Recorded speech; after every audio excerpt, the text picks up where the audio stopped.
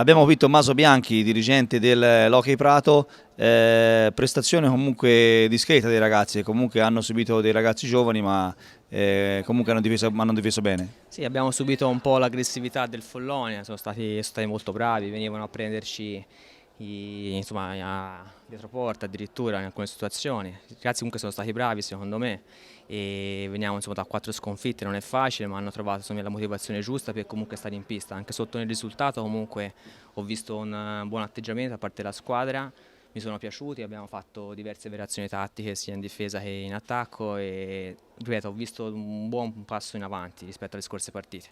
C'è da migliorare tanto ancora dal punto di vista realizzativo lì davanti, che non ci riesce a buttarla dentro in punti modi. Anche i merito dei portieri di Follonia che sono Sono veramente... stati molto bravi anche nelle varie situazioni di prima, sia in punizioni di prima e anche nei rigori, sono stati bravi.